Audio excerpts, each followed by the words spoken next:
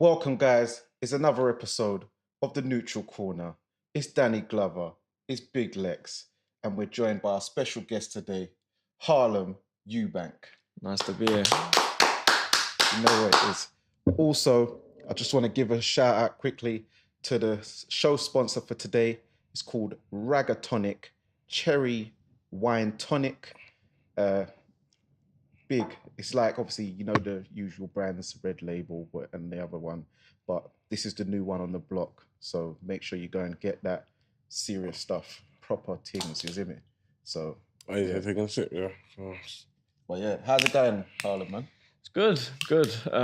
Fought last Friday, so been back in the gym Monday and grinding towards the next step, the next fight. So just living the life and enjoying every step. So you've been quite active the past 24 hours. So what you been up? I heard you was at the fight last night. Yeah, I came up to the Boatsi Richards fight and it didn't disappoint. Both really came to fight and both came to win, and it was a great showing and a great test for Boatsi.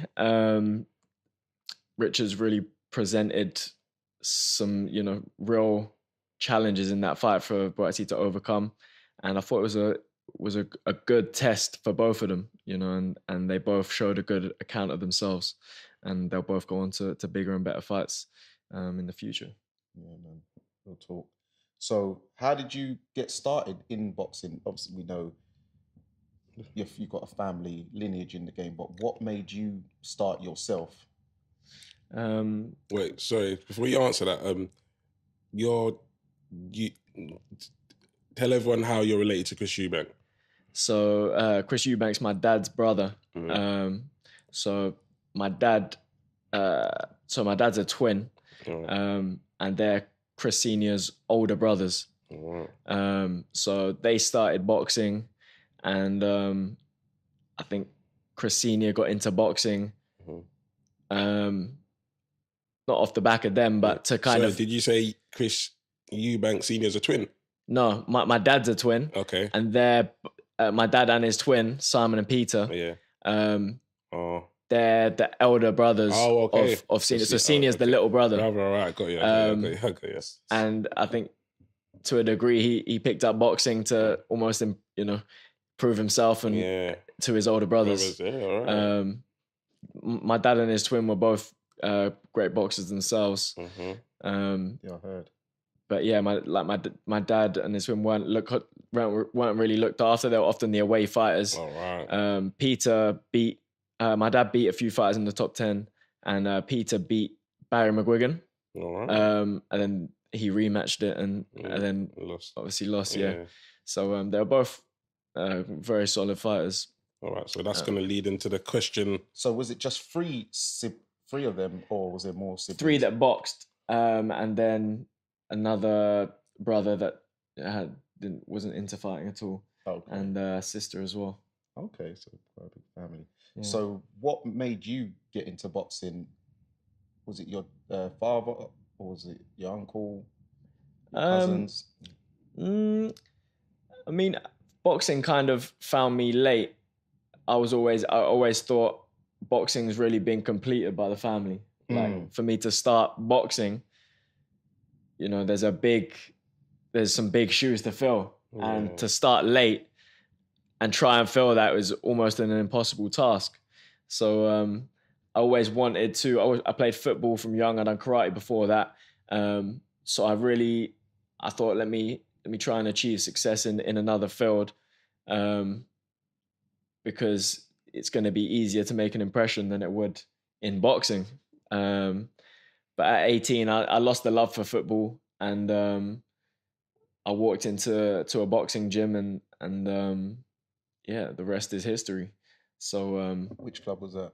Brighton and Hove ABC, down on the seafront where I'm from, in Brighton where I'm from. So walked into that club with the intentions to turn professional, because whenever I do something, I want to do it to the fullest, and I'm seeing the professional game, seeing the fighters that really inspire me, and they're professionals,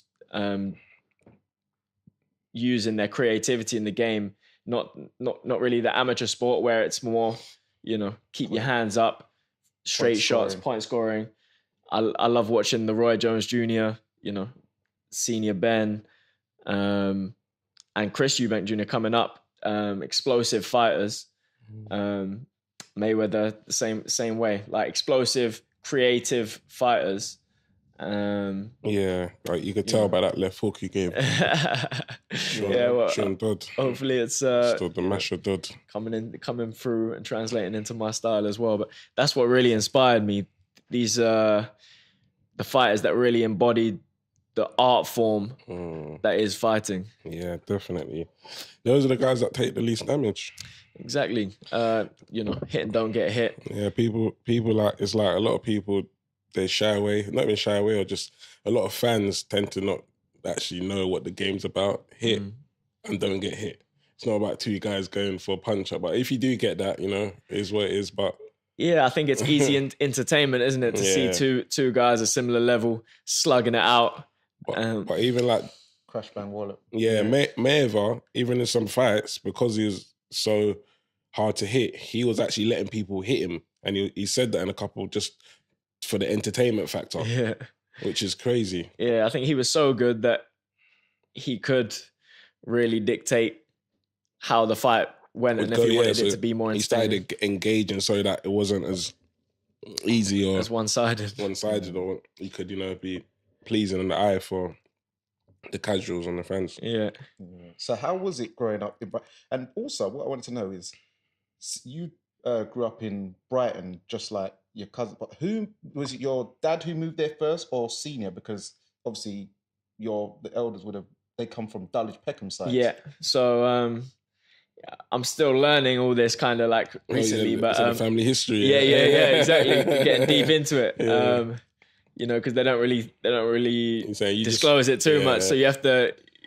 I grew up in that area, Peckham. Yeah, Nunheads. Yeah. Okay. Yeah. So they used to live, obviously, with their mum and dad, and then I think they were, getting up to no good.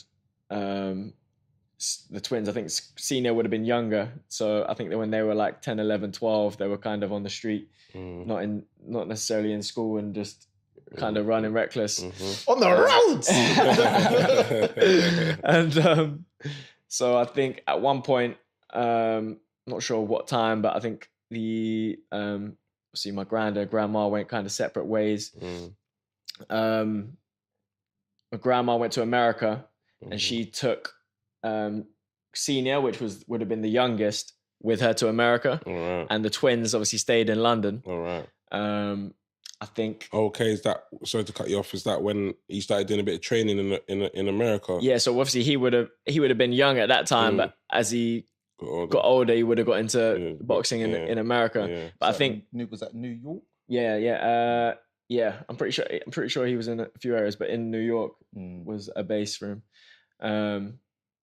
I think Peter was getting into more kind of trouble in London, and he went to a youth school for maybe like troubled kids in Horsham, where it's like, I imagine it's one of them where they take you out of the area to keep you out of trouble. Yeah. And he kind of moved to Horsham in like a boys' school for all the kids that weren't really boarding school / centre. Yeah, it's one of them. Yeah, so I think he was in one of them and took up.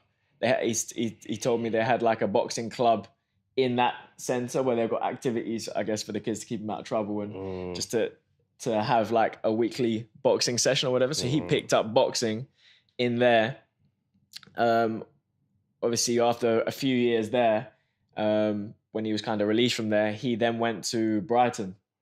So I think my dad then from like Peckham met him in Brighton. And then when Senior was kind of a certain age, he wanted to go and be with his brothers.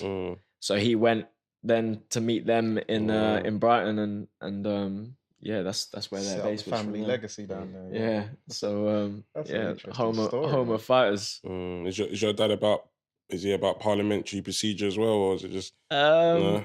I mean, they've all got their own thing. I think Chris is unique. Yeah, very very unique in what he does. They're all they all have their own nature. Chris. Chris. That's what I was about to say. Yeah, Uncle Chris. Let me yeah. He knows how to. He knows how to play certain roles and integrate that with his characters, and he's very smart and very, very good at it. Yeah, very, man. Very. Even when he used to fight, he used to get underneath people's skin. It's like no one could get underneath his skin, which is crazy. He knew the game very well, and I think, if people were to go and study what he done and how he done it, it's very, very smart. Yeah, man. I want to know if you've inherited the family chin. Yeah, I'm sure we'll find out. Yeah. That's why I was waiting. I don't get hit too much yet, so we'll have to see as we go through the fights. But yeah, I mean, so far so good. But kids, listen, one thing we don't need to be testing your chin. Like I said, it's about hit and don't get hit. Hit and don't get hit. Yeah. You don't need to advertising your chin. Yeah. You don't need to take unnecessary damage. This is a skill focused sport. Yeah. So it's all about the skill. Regardless of regardless of whether the fans want to see two evenly matched guys slug it out. Really, what inspired me to get into this sport is seeing the masters of the game perform their skills at a high level. That's what it's all about. So, you said you boxed for Brighton and Hove. How was it down there, and what was your amateur career like? It was difficult because I was just a kid that was starting boxing at 18. So straight into seniors, you're taking punches off men, and you're trying to figure out, how do I evade shots? How do I? And you're in there starting at that stage. It's not starting as a kid when you've got 30 kg kids hitting you. You're in there with grown men. So it was a case of that. I obviously had a certain ability where, like a natural just ability. I'd done karate in the past, and I always had an affinity for combat, the philosophy of it, and just testing yourself against another man. So because I showed certain promise, I was always put in there with tougher opposition. So I was in the deep end learning, but I also was aware that I needed to pick it up quick. And it wasn't a case of just take, these kids on home shows that you can beat. It was a case of going. I was in the under 10 ABAs, Southern counties. Yeah, on 2 fights. Against guys that were 6-0, 8-0, and then the following year I was in the next championship, and then 1 year I done the under 20 ABAs, and the same year I done the open class. So it was just a case of let me get in there with these kids. I'm gonna take their experience regardless of how the result goes, and I'm gonna be a better fighter for it. So how many bouts did you have before you fought open class? I fought open class as soon as I could. I think so. Probably, maybe after 20 fights, because after you've done under 20, after you've done over 20 fights, you're open class really. Yeah. As soon as the stats said open class, I was fighting open class. So. And kids that were championship level, so it was just about gaining experience. I knew that I needed to fast track myself, and the best way to do that is to jump in with the better kids and learn either way. Yeah, real talk. Yeah, I remember Brighton and Hove. You got guys like the legend Barad Takalu, who'd been down there. Navid Iran, you know what you did. Scott Welsh was there. You bit me. Iron Mike. Yeah, Iron Mike was there in attendance, but yeah, man. So, as you said, your aim when you got into boxing was immediately focused on turning pro. So, when was the turning point when you said, "All right, now I've done my apprenticeship, it's go time"? I think it was a process all throughout. I was kind of like, I was always speaking to Scott and kind of like, when do you think I can turn pro? When have a few more fights, had a few more. When do you think I can turn pro? After under 20 ABAs, like, do you think I can turn pro now? Like, get some more experience. So I was kind of like, when can I go? When can I go? And then obviously got to open class, had a few more fights. And then there was a time where I just felt ready. I'd sparred some pros that come to the gym and, you know, and done well. And I think there was just a stage where it was just like, now's the time, you know. Amateurs is a game that is there for experience, but it's not a game that was necessarily suited to my style or like the creative side that I wanted to integrate into my performances. So there's a time where it's just like, okay, now's go time. Yeah. And that, you know, at 22, that's when I turned professional. Okay. How old are you now? 28. Okay. Yeah. So yeah. So you turned pro at the age of 22. Who did you turn over with? I didn't really turn over with anyone at the time. Ronnie was with me for my first fight. Ronnie Davis. Yeah, but I just wanted to get. It was just about getting a fight at this stage. It was like a case of looking around, you know, who should I go with? But I wasn't getting fights, so I was just like, okay, let me just get a fight underway. And Scott had a Brighton a show at the Brighton Metropole, so it was like a local show, a good chance for me to kind of get round everyone up locally, and just get in the ring and get the first one out of the way. So done that. Then your second fight was surprising. You fought a guy unbeaten, 2-0 Michael Green. Yeah. So this is the thing. How did that come about? Yeah, well, this is the thing. So after my first one, again, couldn't really get a fight. I was looking at different options. I travelled with my cousin Seb to Cuba, tried to get some sparring out there and just try and learn and soak up experience.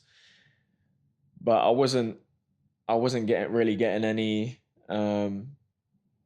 opportunities to fight. So it was just a case of I had a friend who was helping me, and so he was kind of speaking with Adam. I'd been up sparring at Adam's before. I hadn't spoke to Adam for a while, and then someone helping me try and navigate or break through the door said, you know, he spoke to Adam, go up there tomorrow and you're fighting in 2 weeks at York Hall. So I was like, sweet. So the next day I was up at Adam's, and I was fighting Michael Green 2 weeks later, unbeaten kid 2-0. Yeah.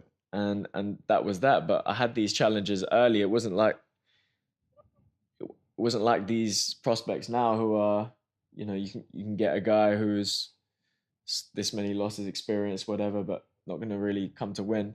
From the off, I had guys that were coming to beat me. You know, I had obviously Michael Green across the corner who was 2-0 with his own promotional backing or whatever, and he's coming to try and cause an upset against myself. So yeah, with his own goals and ambitions. Exactly, and that's what I faced from early.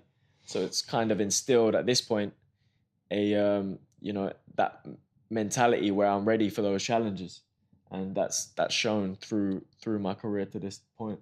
No, that's very serious. So as Lex was asking, because he was asking if you were signed, was you ever in some kind of manage or any kind of deal with Lee, because you boxed on quite a few of his shows? No, it was more. I mean, it wasn't like a.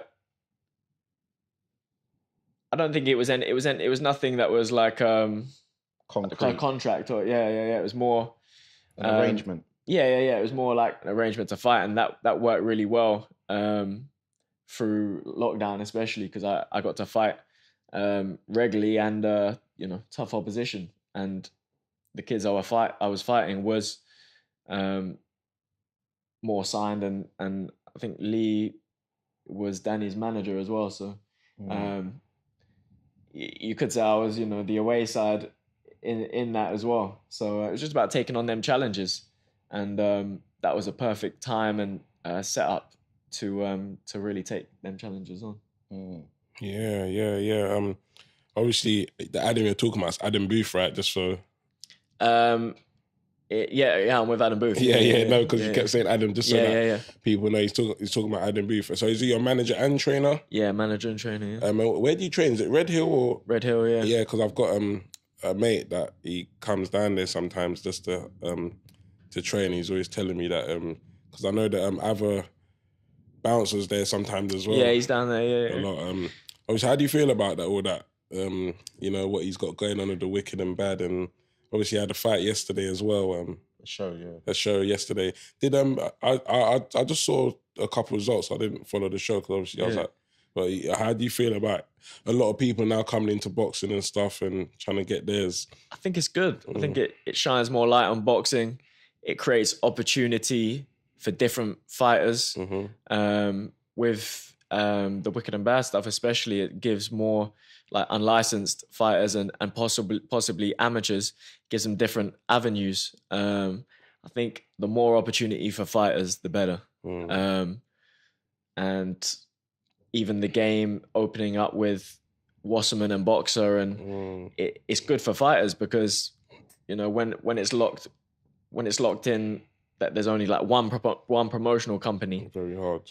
If you're not an Olympian, you know, there's no way in through the door. Yeah. So I think it's great because fighting, you know, it takes time to become an elite fighter, and it's not always the guys that had the success in the amateurs. Sometimes, a lot of the time it is, but it's not always that way. So it's great to provide opportunities for fighters from all walks of life, and that's happening now with all these promotional companies and you know, Wicked and Bad. Because in this country in particular, before all these like boxers, Matchroom, Frank Warren, all these, it was very hard for fighters, you know, only a selected crop of people would get through and actually make a living from boxing.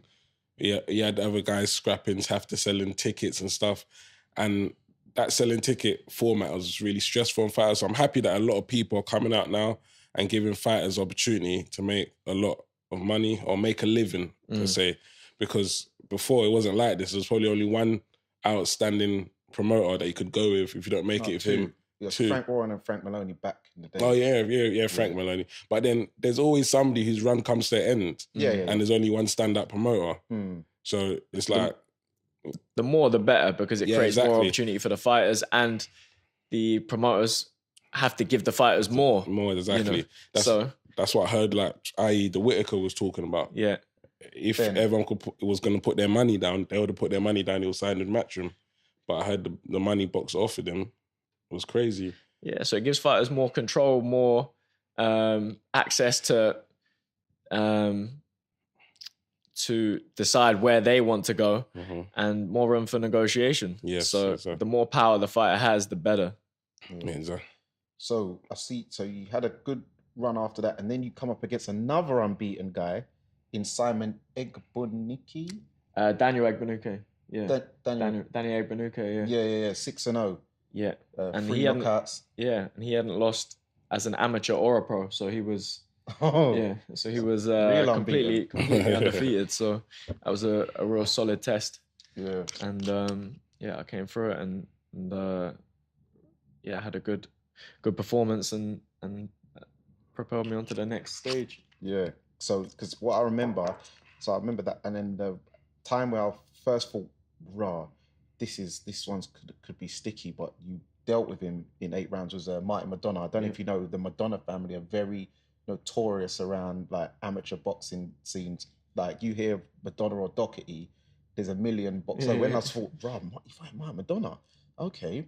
And then the way you box, I was like, nah, this guy's got something, you know. So I was highly impressed with that bout. Thanks, man. I fought him twice as an amateur, and he beat you. Yeah, the first time it was the first southpaw I'd fought, and he just played that southpaw game, and I wasn't hip to it at all, and he ran away with the decision fairly easily. The second time was in the Haringey and Haringey Box Cup, and it was a split decision. I thought I won it. He got the decision.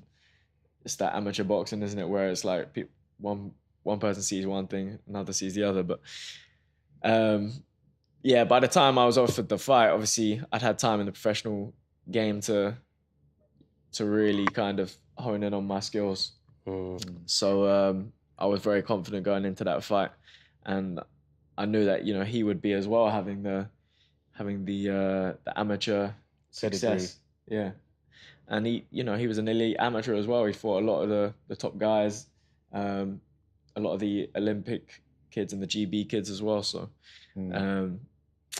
that was a fight where I could really show how I'd adapted to the professional ranks, and got the stoppage in the 8th. Yeah, because he was similar to you he's coming from a fighting family. Do you know what I mean? So yeah, that was on paper, that was a very 50-50 match, and you come through with flying colours. So I was really impressed with that one, man. Thank you, man. Yeah. So, did you have a question? No, go. Yeah. So, how did your deal with Cali Saulin, or is it? I was gonna ask what do you think your hardest opponent was before we move off the yeah.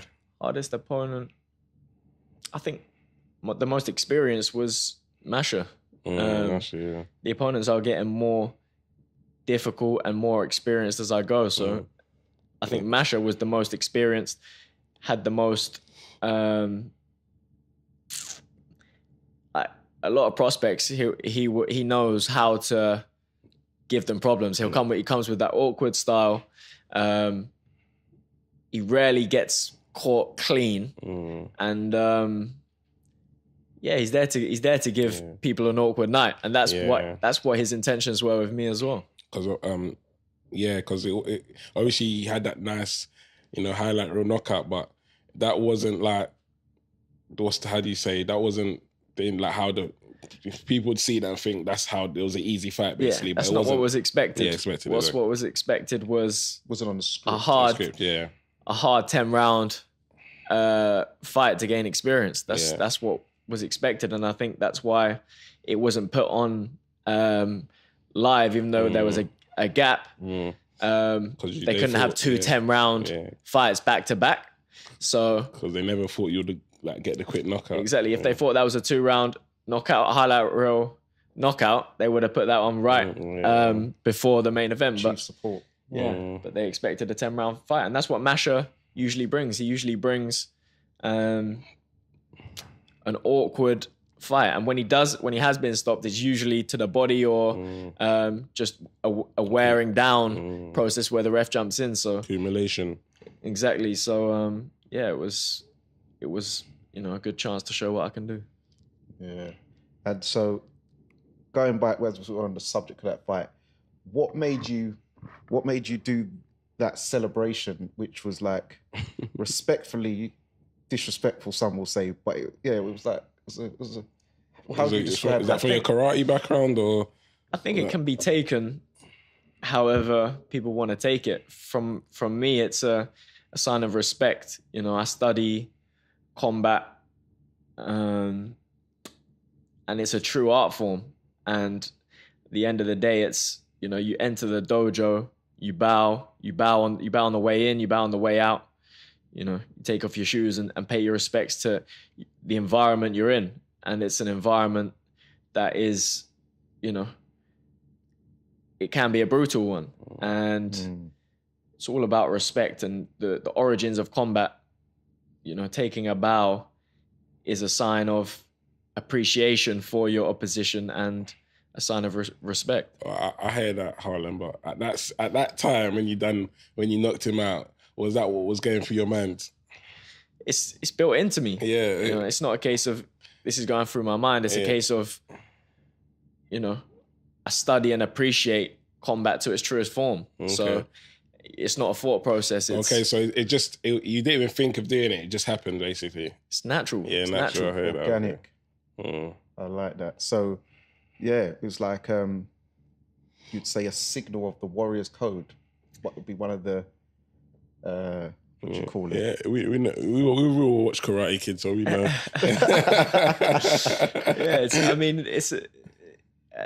Karate Kids could be the cheesy Hollywood version of it, but this is combat. People who get in the ring, people who engage in one-on-one combat. It's is true. And Senior calls it the warrior code, but there is a code that fighters abide by to get to a certain level. Yeah. There's a certain level of sacrifice, dedication, and all things that get you to a point where you can have success, in one-on-one combat. Yeah. So how did you get your signing with Wasserman? How did that come about? So it was just a case of the fights before that, alerted people that I'm not just a relation to senior and junior, and that I can fight. And it was just a case of proving that in the fights before, and obviously new opportunities, new promotional companies coming about. There's a few options of what way you want to go. Having shown what I can do in the actual fights where it matters, it's just a case of picking the right guys that I wanted to steer my career to the next stage. And I believe that Wasserman, the Sauerland brothers, were the guys to do that. Yeah, real talk. So, and also, is Adam Booth your only professional trainer thus far? Was you with someone before? No, Since Adam Booth from day one. Yeah.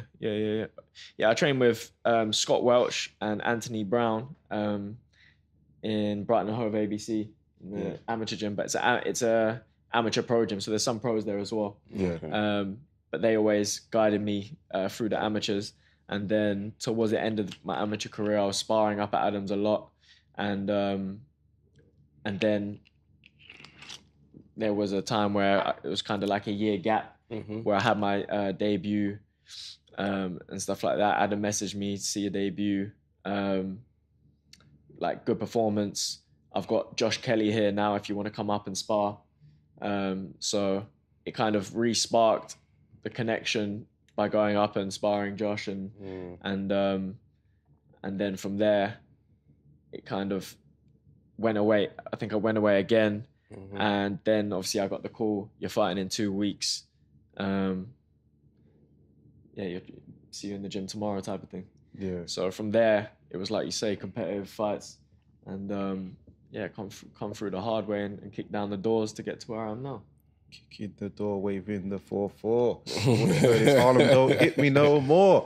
But for the casuals or anyone who might not know the history of who Scott Welch is, he's a former heavyweight British Commonwealth champion, and you might mostly remember him from the film Snatch as an actor also. So big up Scott Welch. Yeah, his son Tommy Welch is on the come up now as well. I think he's 5-0. So look out for him as well. Yeah. So obviously your cousins, like you said, we all know who your cousins are, your uncles are. Was it was it like a thing for you to try and just make it through, like your own path, and you didn't want to be, obviously you're going to be attached to them, but you just didn't want nothing given to you. You wanted to earn everything. To a degree, I think the opportunity wasn't necessarily presented to be given to you. To be given. Yeah. But at the same time, if it was there, you might have just said, come here. You know what I mean? I think if it's there, it's easy. Yeah. When you see how hard the game is at the time, you think, of course, it makes sense. Yeah. Looking back at the experience and fortitude and resilience I've gained doing it the way I've done it, I have to say, I wouldn't change. I wouldn't change anything. Also, I forgot to mention that what made that fight even more intriguing, even though I didn't see the fight with Michael, the 2-0 guy.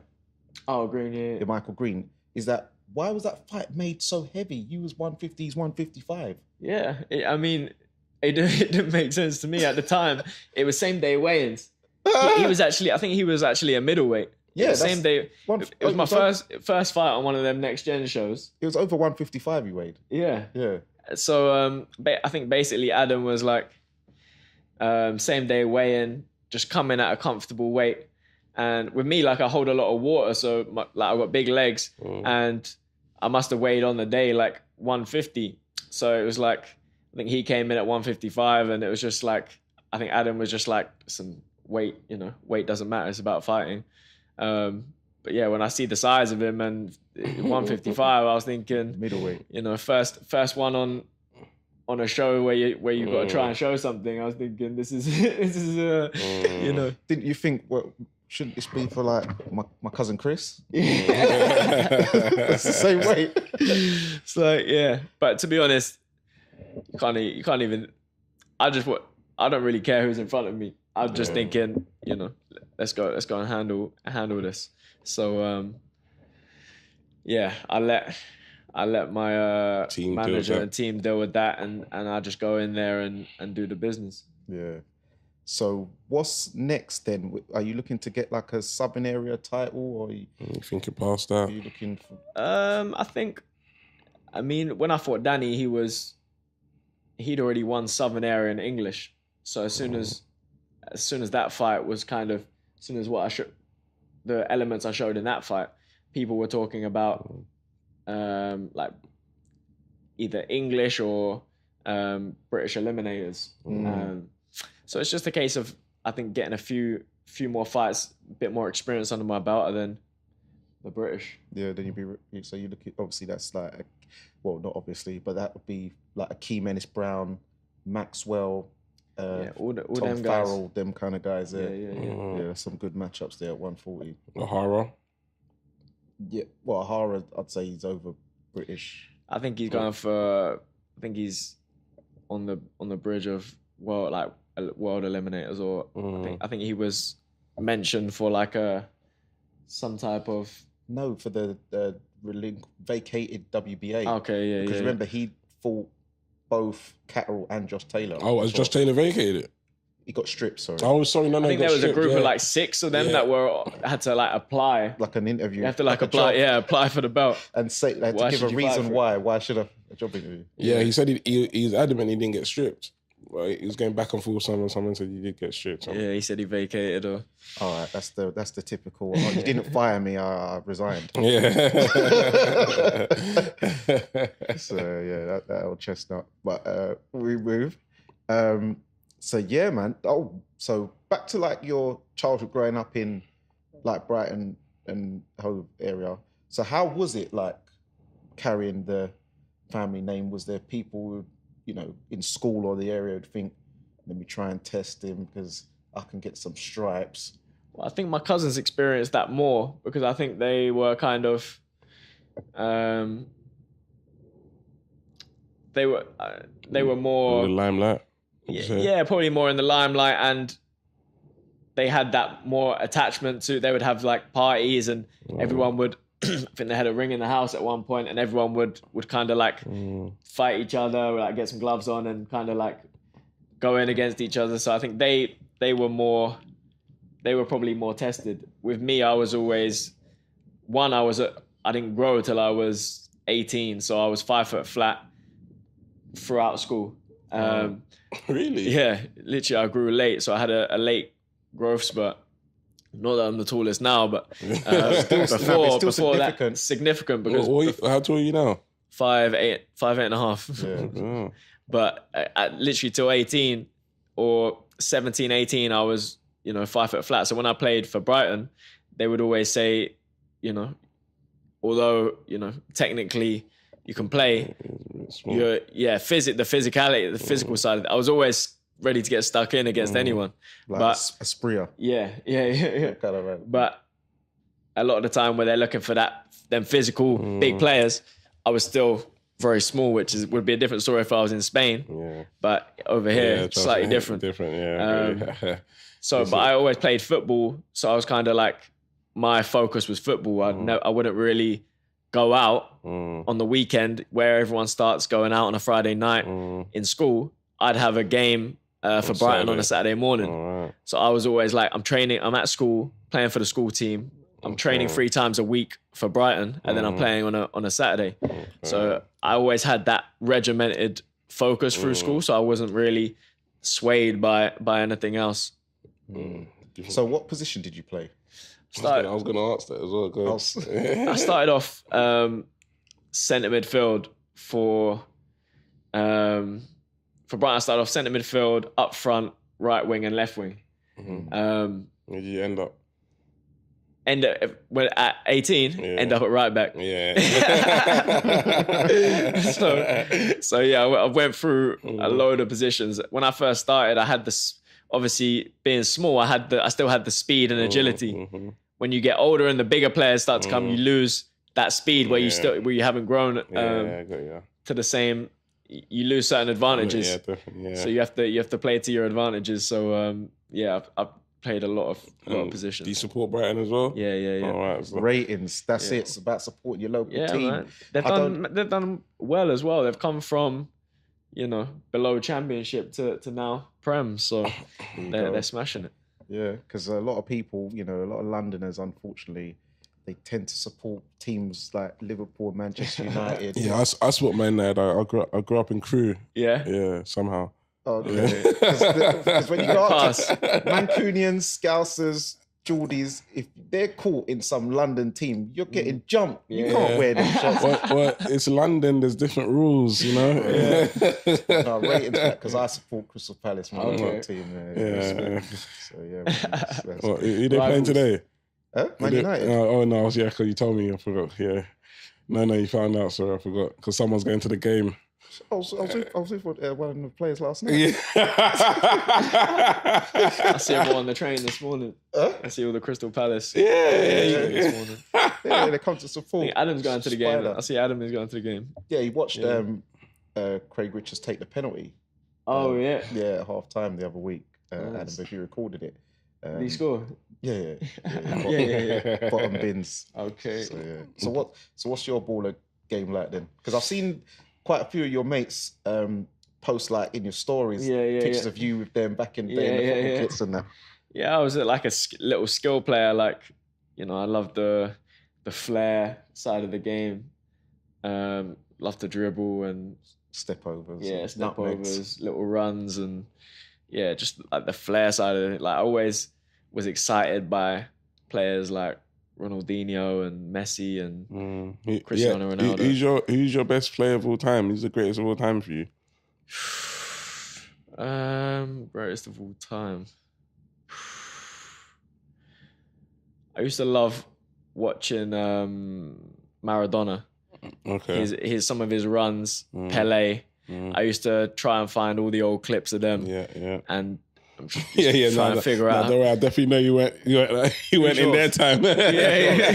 Who's your favourite all time? Ronaldinho. Okay. Ronaldinho. He's the best player of all time. But if you want to talk, he hasn't had the best career of all time. Yeah. If you're going by eye test and what this guy would do on that pitch, it was unreal. Completely different. I think he's unreal. His prime was probably better than anyone else's prime. That 3-4 year period where he dominated, no one could touch him. It was only because he lived on top of a nightclub. Really? You know that? He lived on top of a favela? Huh? In a favela or something? No, in Barcelona. He lived on top. When he was at Barcelona, he lived on top of a nightclub, and he just didn't have any sort of chill or any kind of like. I can't say they have the work ethic, but he was just a party boy. Yeah, and no downtime. You can tell by look what's happening with him right now. He just that Brazilian team at points was fire. My favourite, even though I'm not even a hardcore football guy, was R9, the real Ronaldo. Yeah, Ronaldo's a bad boy player. A lot of the I see a lot of the pros. Or I think they always shitting on Cristiano. No. I think it was Messi. Yeah. Someone asked Messi, "Who's the best player of all time?" I think he said, Ronaldo. Nah, because Ronaldo, R9, he was silly as well. Yeah. If I love R9 as well, but the only reason I love Ronaldinho is just the things that I'd see him do. Yeah. Like, do you remember that goal he scored against Chelsea in the Champions League when he literally did not move? And the flair. Yeah. I said, that is unreal. Yeah, he could do things that no one else can do. For sure. R9 was a serious striker though, and you know that period when people were calling him fat and stuff. Yeah. You're still leaving real friends. If you can do that when you're fat, that's when you know you're good. He's the football Tyson Fury. Yeah. So when it comes to burn, there you go. It's built to go, not for show. Yeah. So when it comes to boxing, who's your favorite of all time? number one? Because I know you mentioned a few names, quite a few names, but I think if you got to pin one down, man. I think Sugar Ray Leonard or Sugar Ray Robinson. I like both of them. Like, there's something different about them. Like, watching Sugar Ray Robinson, I just wish there was more footage of him to That's watch. what I was gonna say. It's hard to get footage of that guy, man. I just wish there was more to watch. With Sugar Ray Leonard, I just love watching all his fights against different styles. He could adapt to anyone. He was the most versatile in adapting in the fight to different fighters and being smart and explosive, fast combinations, quick feet. He could dance, he could punch. He had everything. Yeah. Sugar Ray Hearns, I like him. I'm more of a haggler. Yeah. Hearns, you know. Yeah, they were great fighters. Yeah, but they're all that four, Hagler, Hearns was the most dangerous. Yeah, that was a nice little a little proper guys. Proper, yeah. Duran had some of the most skills as well. No mass. Yeah. But mine, when you talk about old school guys, for some reason it's Jack Dempsey, man. Yeah. That guy, I just like the way he fights, especially when he broke about 6 ribs on a brother. Just dropped him like 9 times. You know them days when you drop, as soon as you get up, like you can stand over the man. Yeah. You know them days you don't have to go to the neutral corner.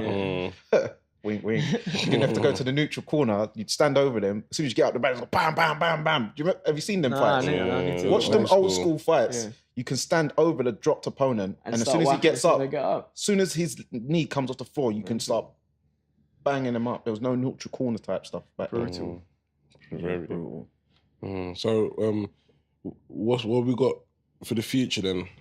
Some more explosive fights, you know. I should be fighting July and building towards them titles, and then, you know, then more difficult tests and stepping up the opposition bit by bit and to really develop into the fighter and fulfill my potential in the sport. I feel like I can go all the way, so it's just a case of proving that step by step now. So if you ideal opponent next, if you like give you like a trio of people to pick, who would you call out, or who do you want? I think I've got one lined up, but I can't disclose yet. So what, British, or can you say any just a little bit? Are they British? Yeah. All right. So yeah, there's some in the pipeline. So that's British. Anything from heavyweight to 140. No, I'm joking. 140 to 160. Yeah, that's it. Go through them divisions. All right. So that would be with Wasserman, and I'm guessing in the UK as well. Yeah. It's gonna be in the UK, July time. Indigo again? I don't think this one's gonna be in London. All right. So hopefully, like, ideally, I want to travel. I want to fight in front of all different audiences. Yeah, that's good. Around the UK and hopefully America and different locations as well. So it's about I want to perform in front of everyone. So if you're training, do you commute to Red Hill every day, or how long is the drive? Or it's about a 50-minute drive. Oh, 50 is not too bad. Yeah, not too bad, but get on the road and, you know, stick some music or a podcast on, and by the time you're done, you're there. It's pretty routine for me. I'm on the train at the moment, so. Oh, okay. Did you was the location the reason you went with Adam Booth, or was it just you thought he's the best trainer? No, location would, because it would have been Ronnie Davis otherwise. Really. Yeah, I mean, it'd be. Ronnie's getting on now, so not Ronnie's great. Ronnie's great at looking after a fighter. Yeah. But I just had the sparring there for one. The fighters. There's like a little stable. Experienced fighters that I can gain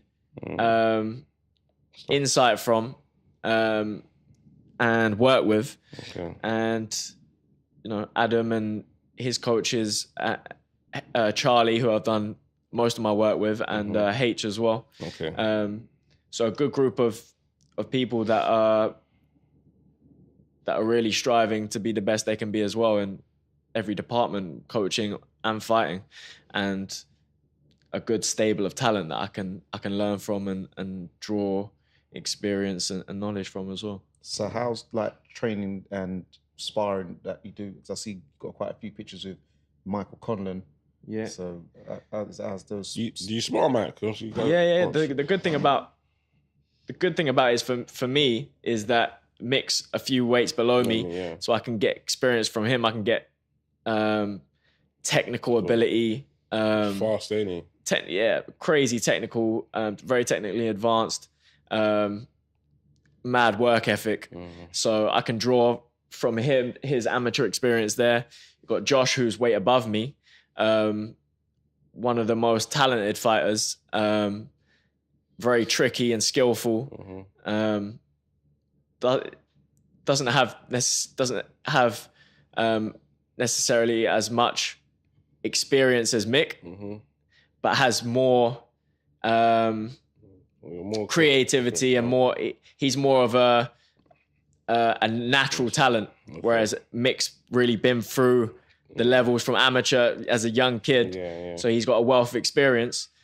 Josh is natural talent, so I've been able to draw from both of them, as well as guys like Abbas Barral, who's medaled in world championships as an amateur and beat some of the top GB boys, and now doing great as a pro as well, and making his way in the game. So there's loads of talent for me to draw from. So did the sparring with Conlon help with the Madonna fight? Because obviously was it Southpaw? Yeah, definitely. But I think it's a different type of Southpaw. Like, I don't think Martin fights necessarily not like a Southpaw would in general.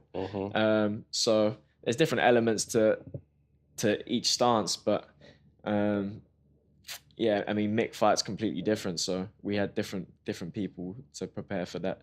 Oh, okay. But yeah, there's enough styles in the gym to cover a broad basis. Do you have any more? Nah. Yeah, so we're going to move on to, got a question from one of the defeaters. Off the Canvas Boxing asks, I'd love to know if Harlem Eubank is competitive with Chris Eubank Jr. career-wise. Also, what is your dream UK matchup at 140 and global dream fight at 140?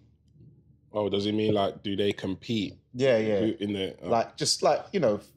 competitive. Friendly competitive, not. I doubt that. But...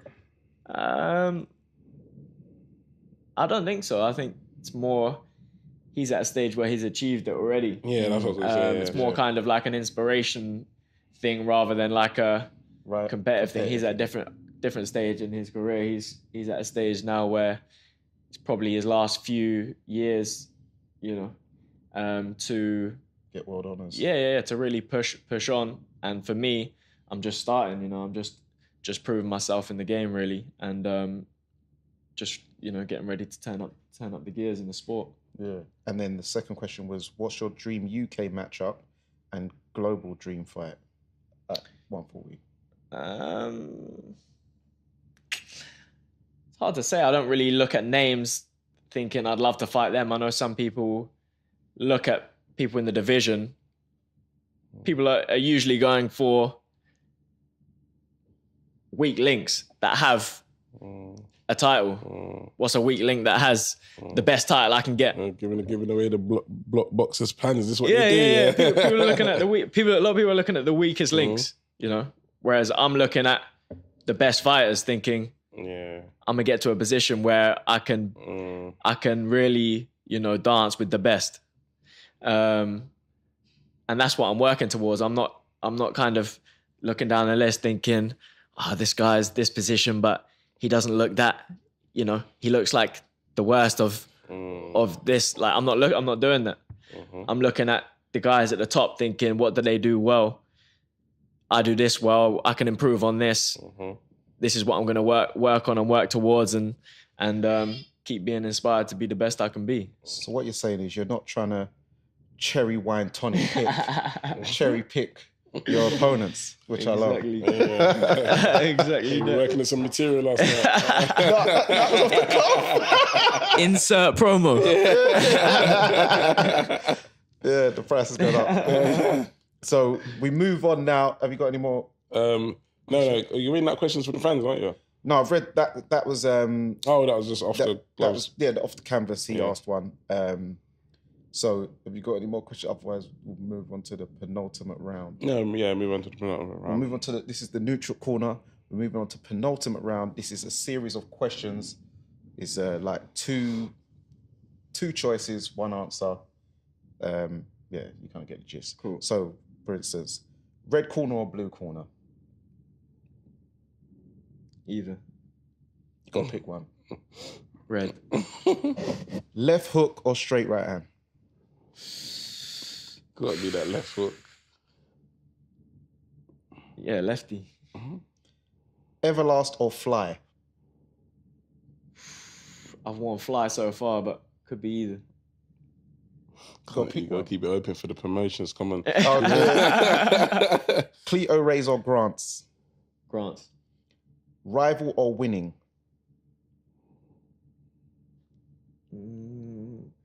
Winning for sparring. Training. Rival for fight.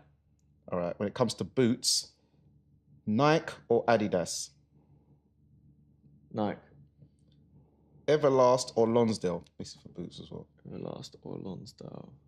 Everlast. Okay. York Hall or O2 Arena? York Hall. O2. Now you've got to choose in your local ends now. Brighton or Hove?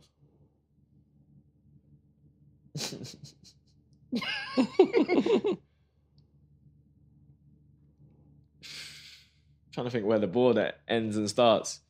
where I'd rather spend most of my time. Just think of what's the better beach. Brighton. Say Brighton, yeah. What's the better beaches? Hove's the better beach, 100%. But Brighton, you got the lanes. Okay. So I'll spend my time between the lanes and Hove Beach. So it's kind of like, it's a difficult one. So which one did you choose? Yeah. Brighton. I mean, Brighton. You said yeah, Brighton. But if you're talking about the beach, then Hove. Okay. Well, I was just saying the overall. Yeah, that's what I'm saying. It's hard because I'll be at Brighton Lanes or Hove Beach. So what do you prefer? Beach or lanes? If it's a day like today, then the beach. Okay. We'll go with Hove. Cool. Big up. Tupac or Biggie? Biggie all day for me. I listen to both. Yeah. I'm not assigned for one like that. Okay, I hear that. Now you see the posters. You look behind and there. So nice. Ali or Tyson? Ali. Jack Johnson or Joe Lewis?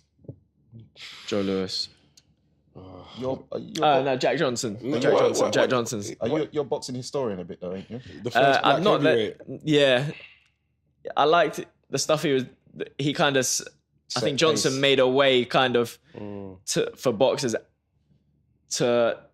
for black boxers. Yeah, for black boxers, but he almost transcended boxing. He did as well, he went into more of the, kind of Renaissance space and fashion and. Yeah, he was a maverick. Yeah. So he was kind of. Do you know what? Funny enough, I didn't even think of it like that. Of this question, it was kind of off the cuff, but he kind of set pace for like your Uncle Senior because he's like a maverick dressing in the fly clothes. Yeah, he definitely big way cars. Them, you know what I mean? So he introduced a lot of that, and Sugar Ray Robinson, he was one of them guys as well. That he had a space outside of boxing with the slick hair, the suits, the cars, his personality. So I think I like the way Johnson kind of made that space for the fighters to come after him. BMW or Mercedes? Mercedes. BMW. Audi or Lexus? Audi. Rolls Royce or Bentley? Rolls Royce. You're single, yeah? Not. All right, well. No. You say no questions that can. Next time you go, you got a box girl. me in a corner. Next time you go, you got a girl. You got me on the ropes. All right, here's the question. Choose if you want to answer that. It's all about personality. Okay. The question was dark skin or light skin. It's all about personality. That's a great answer. Garage or house? House. Music. House. Yeah. Garage. R&B or slow jams? Same thing, no? No. Nah. Can't be in the same No, box. Just say they're not the same thing. We're gonna get into a historian. Okay. Yeah, he's gonna start bringing R&B and slow go. No, slow jams is more like the 90s though. Yeah. R&B is still like now. You can do R&B now. You know what I mean? Okay, you know, okay, like the okay, Joe okay. C, H Okay. So what's all the cast as R&B then? R&B can be Ashanti, Christina Milian.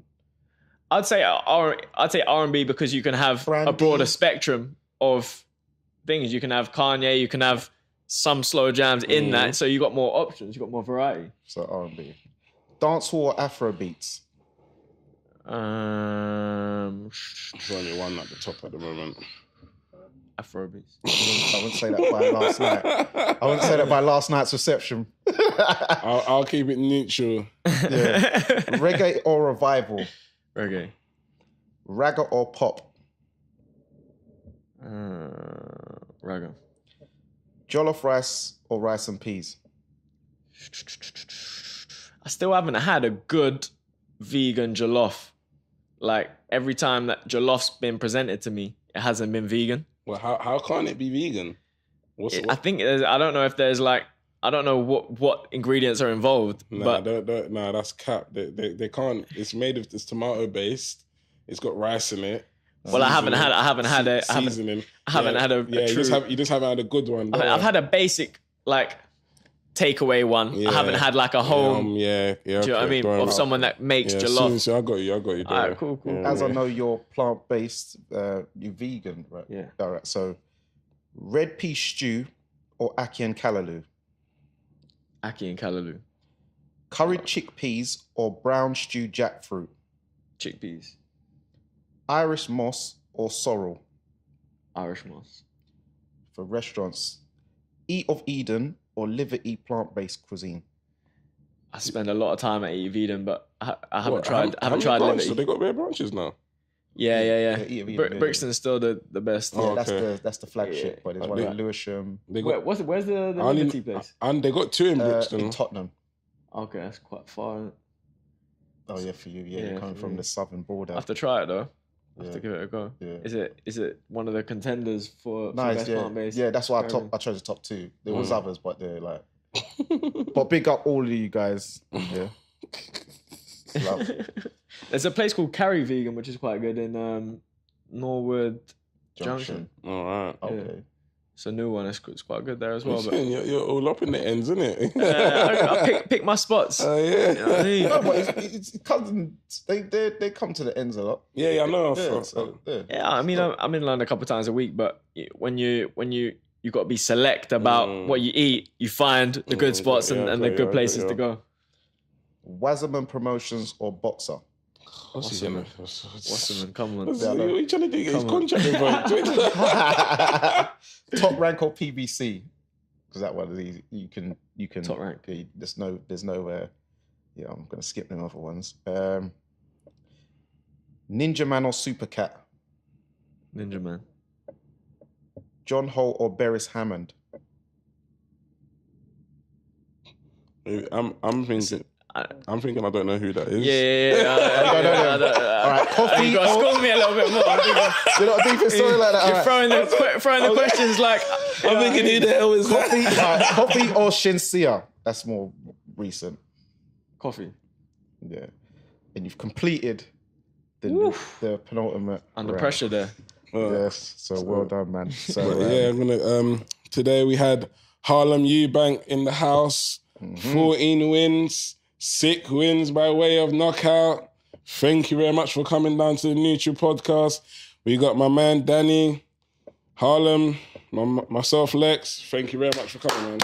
Nice one. Appreciate it, man. There's some good questions. I enjoyed that one. thank you. And and your punctuality is second to none. You put us you to put shame. me to shame, man. I apologize, man. 5 minutes late. Yeah, You know what I mean? I was here half an hour. I was here half 3 an hour minutes. early. It was half an hour early. I was 3 minutes late. I don't even know what time Lex is, but I was 12 minutes. yeah, if you want to call it that. and some change. But you know, but no, thanks for coming on, man. Because you know, I mean, you always show love and man. I appreciate and one thing very accessible to the fans. A lot of boxers, no, not all, but some boxers don't really give their fans access to them. But you are, and I like that, man. Thank you, man. Real man and the people, man. Nice one. But next time you come in here, hopefully you have a title, or a big fight, and we'd love to chop up again. Yeah, nice shiny belt. Yeah, trust me. love that.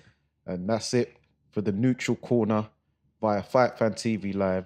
It's Dani Glover, it's Lex, and Harlem Eubank. We out.